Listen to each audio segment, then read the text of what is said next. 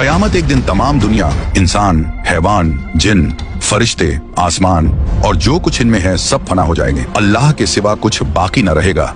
इसी को क़यामत आना कहते हैं। मेरे प्यारे दोस्तों, क़यामत आने से पहले कुछ क़यामत की निशानियां जाहिर होंगी और हम आपको इस वीडियो में क़यामत आने से लेकर क़यामत आने के बाद और दज्जाल से लेकर मेहदी अलैहिस्सलाम, ईसा अलैहिस्सलाम और याजूज और माजूज, जन्नत, दोज़ख, इन सब के बारे में बताने वाले हैं। तो आप लोगों से गुजारिश है कि आप लोग इस वीडियो को पूरा देखें और हो सके तो अपने दोस्तों और घर वालों को भी शेयर करके दिखाएं। क़यामत आने की पहली निशानियों में खसफ यानी 3 जगह आदमी जमीन में धंस जाएंगे, पूरब में, पश्चिम में और अरब में। इल्म दीन उठ जाएगा, जे हालत की कसरत होगी, शराब और जीना की ज्यादती होगी और इस बेहयाई के साथ होगी कि जैसे गधे घोड़ा खाते हैं। मर्द कम होंगे, औरतें ज्यादा होंगी, यहाँ तक कि एक मर्द की सरपरस्ती में 50 औरतें होंगी।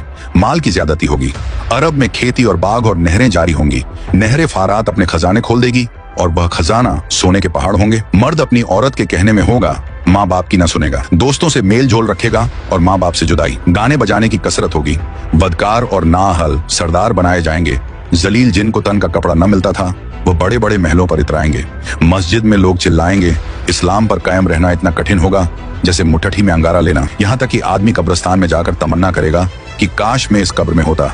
वक्त यानी टाइम में बरकत न होगी। यहाँ तक कि साल सिर्फ महीना के और महीना सिर्फ हफ्ता के और हफ्ता सिर्फ दिन के और दिन ऐसा हो जाएगा जैसे किसी चीज को आग लगी और जल्द भड़क कर खत्म हो गई।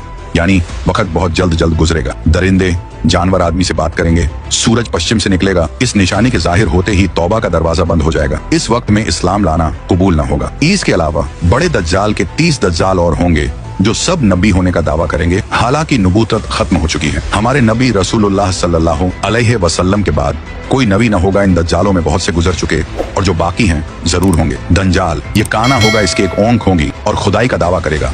इसके माथे पर काफ फेरे लिखा होगा, यानी काफिर, जिसको हर मुसलमान पढ़ेगा और काफिर को न दिखाई देगा।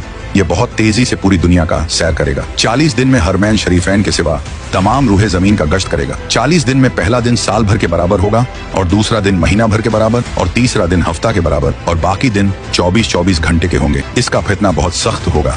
एक बाग और एक आग इसके साथ होगी जिसका नाम जन्नत दोज़ख रखेगा। जहाँ जाएगा उनको साथ लिए होगा। उसकी जन्नत दरअसल आग होगी और उसका जहन्नम आराम की जगह होगी। लोगों से कहेगा कि हमको खुदा मानो। जो उसे खुदा कहेगा उसे अपनी जन्नत में डालेगा और जो इनकार करेगा उसे अपने जहन्नम में फेंक देगा। मुर्दे जलाएगा, पानी बरसाएगा, जमीन को हुक्म देगा, वह सब्जे उगाएगी। वीराने में जाएगा तो वहां के दफीने शहद की मक्खियों की तरह दल के दल उसके साथ हो जाएंगे। इस किस्म के बहुत से शोबदे दिखाएगा और हकीकत में यह सब जादू के करिश्मे होंगे। वाकई में कुछ ना होगा। इसीलिए उसके वहां से जाते ही लोगों के पास कुछ न रहेगा। जब हरमैन शरीफैन में जाना चाहेगा तो फरिश्ते उसका मुंह फेर देंगे।